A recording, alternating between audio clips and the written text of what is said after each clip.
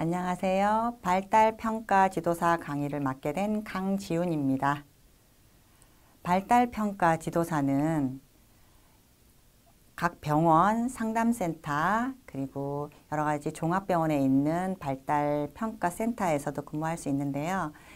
총 강의는 1강부터 20강까지 진행될 예정입니다. 여러분이 1강부터 성실하게 강의에 임하시면 20강을 다 듣고 난 이후에는 지금보다는 훨씬 더 발달평가에 대해서 잘 알고 전문 지식을 갖춘 선생님들이 되지 않을까 생각합니다. 저도 나름대로 열심히 강의를 준비했으니 여러분들도 성의껏 최선을 다해서 수업을 잘 들어주셨으면 감사하겠습니다. 그럼 강의를 시작하도록 하겠습니다. 발달평가 지도사 제1강이고요. 첫 번째 1강에서는 발달평가 지도사의 이해를 뿐만 아니라 발달 본질에 대해서 살펴보도록 하겠습니다. 먼저 발달평가 지도사의 이해 부분에서 개요입니다. 발달평가 지도사란 아동뿐만 아니라 청소년의 신체적, 인지적, 사회, 정서적 발달의 영역에 대한 지식을 이해하고 발달평가 도구를 활용하여 또래 문제나 학교 생활 등의 어려움을 겪고 있는 다양한 대상들에게 도움을 주는 전문가라고 할 수 있겠습니다. 발달평가 지도사의 수요에 대해서 한번 살펴보겠습니다. 여성의 사회 참여가 확대되고 있습니다. 어머니의 역할이 분산됨에 따라서 다양한 문제가 사회 전반의 문제로 대두되고 있다는 게 현실입니다. 인구는 급감하고 있으며 핵가족화, 맞벌이로 인해서 발달뿐만 아니라 정서 발달, 아동, 청소년 문제가 심각한데요. 향후 발달 평가 지도사의 역할이 절실하다고 생각됩니다. 다양한 기관에서의 수요도 증대되고 있는데요. 앞으로 발달평가 지도사의 전망에 대해서 한번 살펴보도록 하겠습니다. 자, 아동 및 발달평가 기관에서 활동을 하시게 되는데요. 청소년 상담복지센터나 각종 종교단체, 아동 발달 상담센터, 아동과 청소년 관련 대학의 부속 치료실에서 일을 하실 수 있고요. 학교 상담실뿐만 아니라 다문화센터, 지역사회 문화센터, 개인 심리 상담소 등에서도 여러분은 일을 하실 수 있게 될 것입니다. 아동 발달의 개념 살펴보도록 하겠습니다. 아동 발달의 개념입니다. 아동이 양적뿐만 아니라 질적으로 변화하는 과정입니다. 양적인 변화에 대해서 한번 살펴보겠습니다. 신장, 체중, 어휘력에서의 변화를 보이는 것은 우리는 양적 변화로 분류를 하고요. 질적인 변화 부분은 어떤 것이 있을까요? 지능의 본질, 정신작용의 변화 같은 부분은 질적인 변화라고 분류할 수 있겠습니다. 아동 발달의 원리에서 일정한 순서가 있다고 얘기합니다. 발달은 머리에서부터 아래로 두미 발달이라고 하죠. 머리가 0아기 때는 전체 신장의 2분의 1을 차지합니다. 머리부터 먼저 발달하고 밑으로 내려온다는 얘기죠. 일정한 순서가 있고 이거는 방향이죠. 순서라는 것은 중심부에서 바깥쪽으로, 중앙에서 어깨, 팔, 팔목, 손, 손가락 이런 식으로 방향이 있다는 거고 계속적 과정이지만 속도는 일정하지 않습니다. 그리고 거기에는 개별차가 존재한다. 특히 사춘기 같은 성숙기에는 개별차가 굉장히 많이 난다고 할 수 있죠. 각 영역은 상호 밀접한 관계가 있는 것으로 간주되고 있습니다. 아이들이 처음에 언어를 배우기 시작할 때 옹알이부터 해서 만 24개월이 되면요. 언어의 폭발기라고 합니다. 이 언어라는 것은 갑자기 24개월에 나타난 게 아니라 어떤 일정한 순서와 방향을 가지고 쭉 성장한다는 거예요. 그래서 아동 발달의 원리에서 일정한 순서를 가지고 일정한 방향으로 꾸준히 성장해 가는 것이다. 그래서 아동 발달의 원리를 설명드릴 수 있습니다. 자, 아동 발달의 개념을 생물학적 발달 영역과 인지적 발달 영역, 사회 정서적 발달 영역으로 세 가지로 나눠서 한번 설명드리고자 합니다.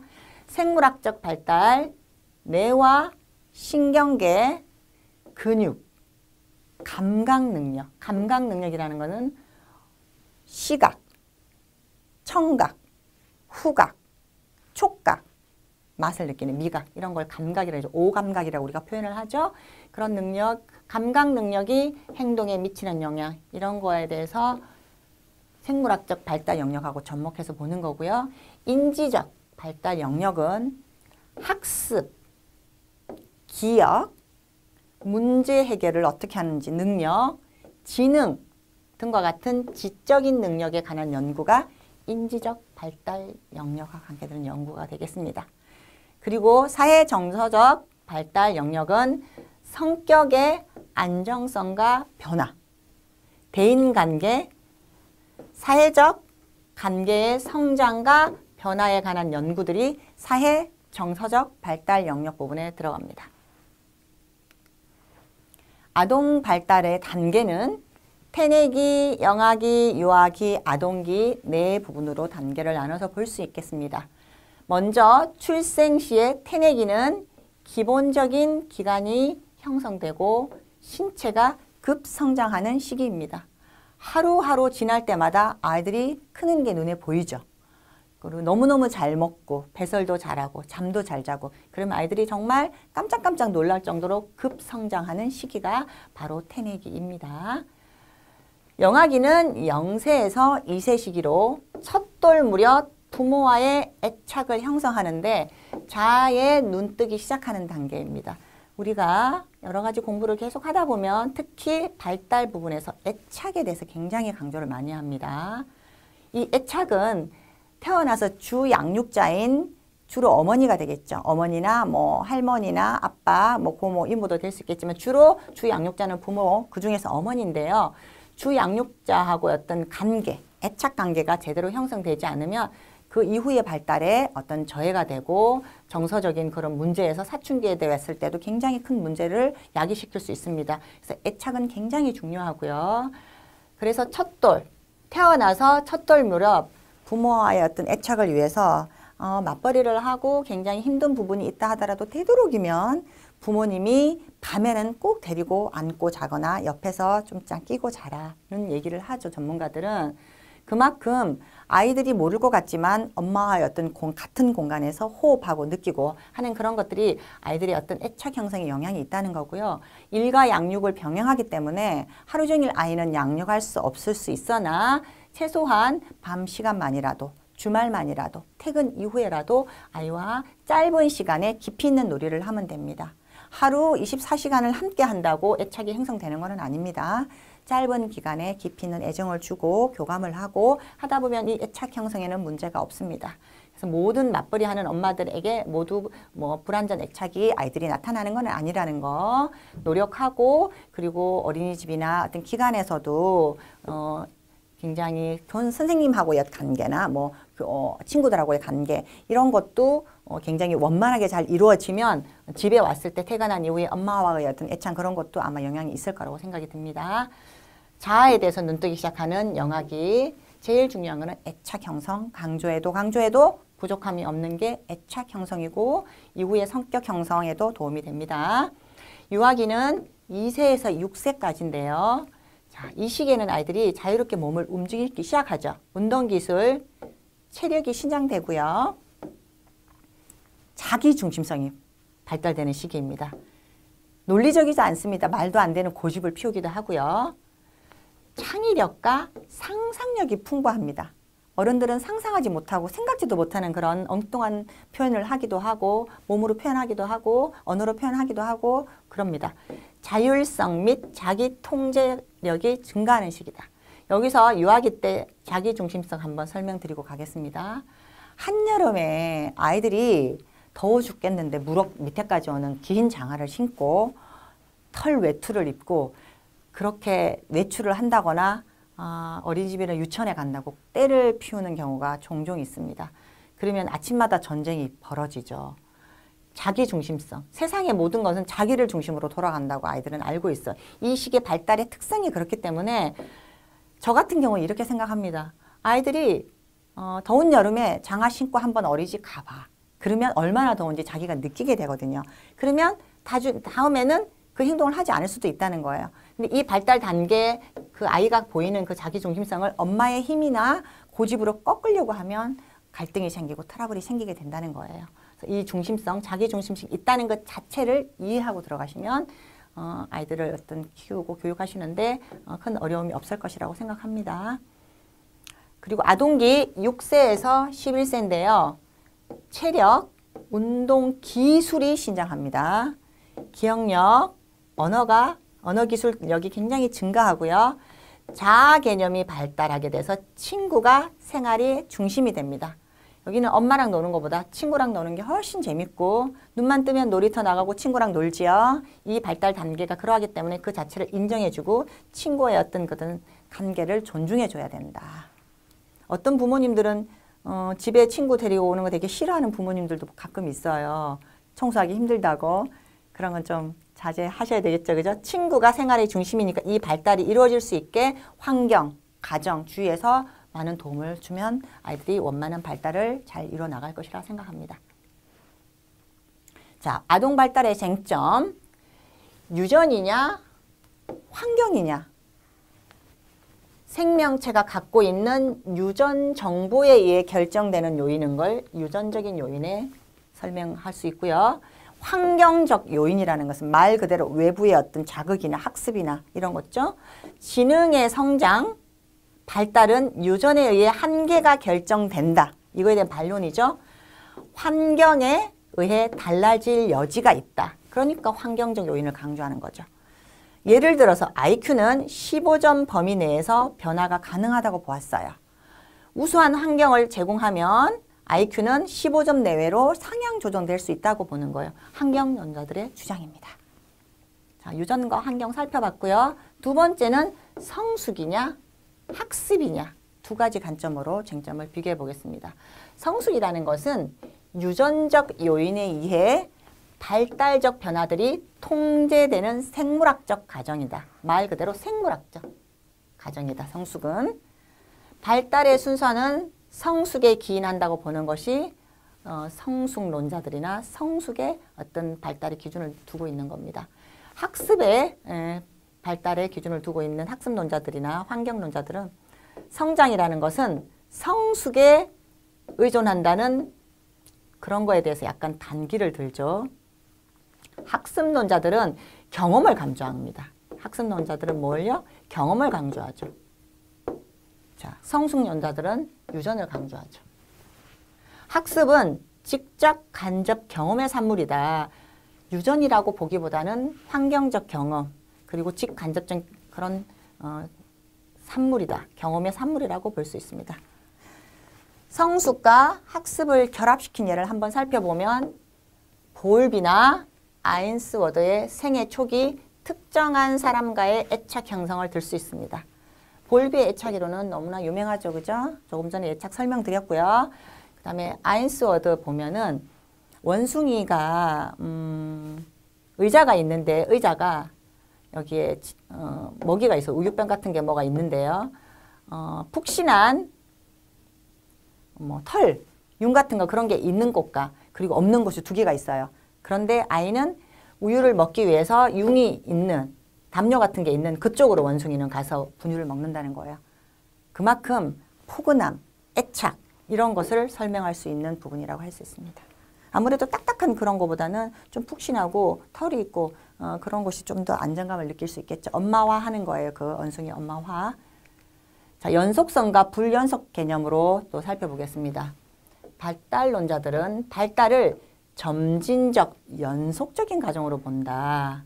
성숙을 강조하는 거예요. 꾸준히 성장한다는 거예요. 계속. 자, 수태에서 죽음까지 연속적, 점진적으로 축적된 변화로 보는 거예요. 유학이 처음 하는 말은 성장과 연습의 결과지 어느 날 갑자기 나온 것이 아니다. 뱃속에서 바깥에 출생해서 나온 다음에 엄마나 주위의 사람들이 하는 언어를 듣고 옹알이를 한마디씩 하고 그러면서 단어가 되고 이제 문장이 된다는 거죠. 그래서 유학이 처음 하는 말은 성장과 연습의 결과이기 때문에 연속적이다. 갑자기 툭 튀어나온 게 아니라는 거예요. 사춘기, 수년에 걸친 점진적인 과정이지 어느 날 갑자기 사춘기가 딱 돼서 이루어진 게 아니라는 거예요. 성숙적인 거. 성숙을 강조했고 연속성을 강조한 그런 예를 볼 수 있습니다.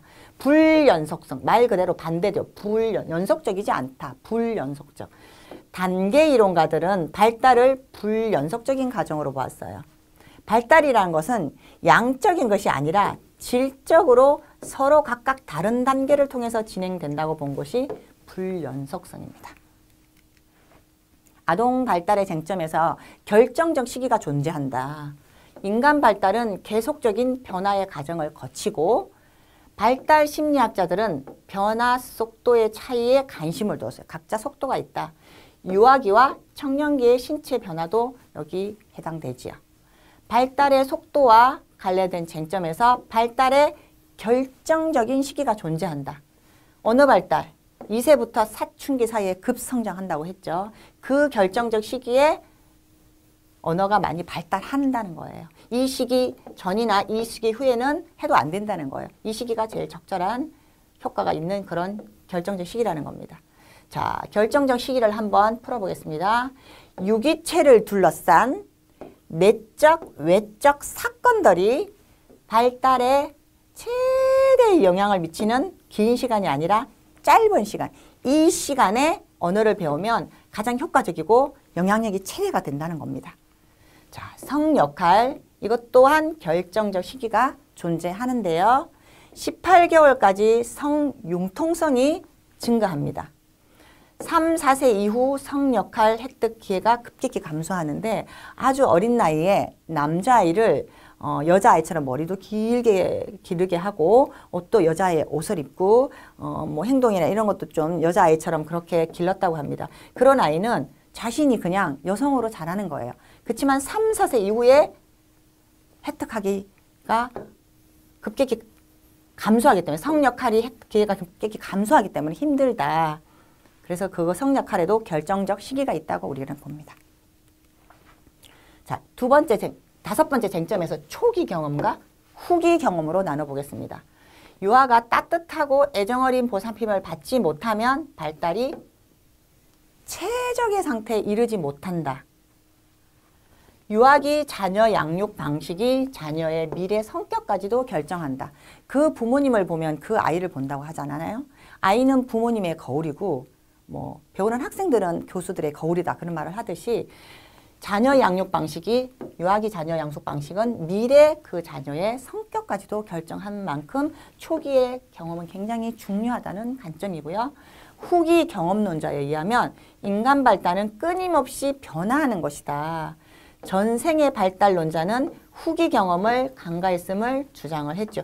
후기 경험을 강조해야 되는데 너무 간과했다. 아시아 문화권에서는 6, 7세 이후의 경험이 인간 발달의 중요한 측면이라고 믿었어요. 역시 6, 7세 이후 후기 경험이라고 볼 수 있죠. 아동 발달 연구의 역사에서 그리스 스파르타와 아테네에 나눠서 보겠습니다. 스파르타는 말 그대로 용감한 군인을 양성하고 우생학적 결혼, 유전적으로 우수한 사람끼리 결혼을 시켜서 그 사람들이 군인이 되어서 나라를 지키고 그 다음에 국가를 발전시키게 하는 우생학적 결혼이에요. 국가가 영아를 살해하는 엄청난 일을 자행하기도 했습니다. 스파르타 시대에 모친의 엄격한 가정교육이 실시됐고요. 국가가 아이의 양육을 책임을 집니다. 대신 평민이나 노예는 교육에서 제외됐어요. 슬프죠, 그죠? 이 평민이나 노예는 교육 기회도 없어집니다. 아테네 부유층은 유모가 아이를 기르고요. 평민은 어머니를 통해 영아가 양육되어집니다. 이 아테네는 굉장히 가부장적인 교육을 했고요. 교육 내용은 어떤 것이 보겠습니다. 체육과 음악이 중심이 되고 7세 남아는 학교와 체육 교습소에서 이루어졌다고 합니다. 17세기 로크는 백지설을 주장하였는데 환경, 경험을 강조하였습니다. 인간 발달은 점진적인 과정으로 보는 것이다. 아동은 성인과 다르고 이성적 사고는 청년기의 특징이라고 하였습니다. 아동 발달에 관한 새로운 이론과 인간의 본질에 관해서 과학적 연구의 필요성을 주장하였습니다. 사회 계획에 많은 영향을 줬고요. 행동주의나 사회학습 이론도 로크의 경험주의 이론의 뿌리를 두고 있습니다. 행동주의나 사회학습 이론, 자, 로크의 경험주의 이론의 뿌리입니다. 자, 로크 하면 백지설이죠. 아동은 태어날 때 백지 상태, 하얀 백지와 같은 곳에서 태어났다. 모든 사고, 지식은 경험으로부터 유래된 것이다. 경험은 백지에 글을 써나가거나 그림을 그려서 하나의 작품을 만드는 것과 같이 채워가는 거다. 깨끗한 상태에서 하나씩 채워가는 것이다. 그래서 태어날 때는 백지 하얗게 하얀 백지와 같은 상태에서 태어났다는 것이 로크의 백지설이 되겠습니다. 자, 루소, 18세기 루소, 인간 본질의 중요한 측면을 감성을 중시했습니다. 정서 발달에 큰 비중, 감성은 정서죠. 정서적인 부분이죠. 그죠? 아동가는 아동 특유의 감정과 사고 방식, 하나의 개체로 보았고요. 진정한 교육은 자발적인 흥미와 욕구로부터 높은 단계의 발달을 도달하게 한다.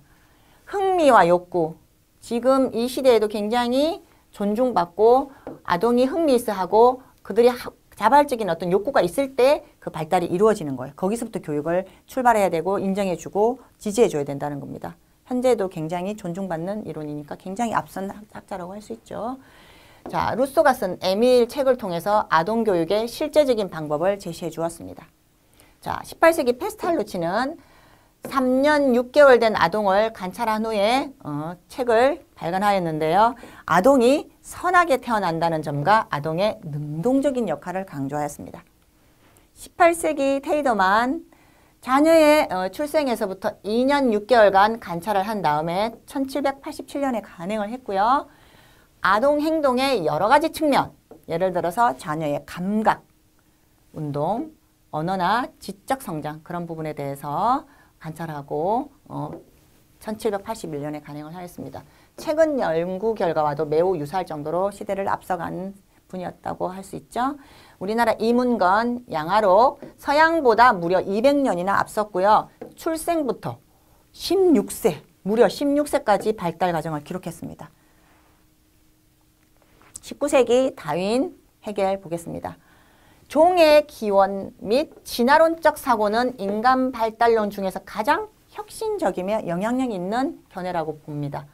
아들 도디의 성장과 행동을 기록해서 이 전기는 초기 아동 연구의 귀한 자료, 초기 아동 연구의 귀한 자료가 되었습니다.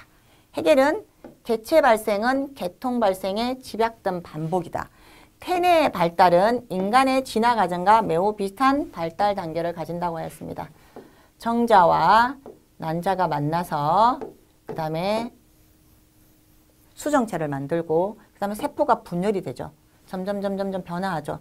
이런 태뇌의 발달은 인간이 진화하는 과정. 인간이 점점 태어나서 앉고 서고 걷고 뛰고 그 다음에 아동기, 청년기, 성인기, 노년기 이렇게 인간의 어떤 진화되어가는 그런 과정과 태뇌 발달은 비슷하다고 보는 것입니다. 그래서 헤겔의 개체 발생, 정자, 난자 만나서 수정체를 만들고 세포 분열이 이루어지는 이런 개체 발생은 인간이라는 그 사람의 어떤 인간 종이라는 계통 발생의 압축된 모습을 보여준다고 표현하고 있습니다.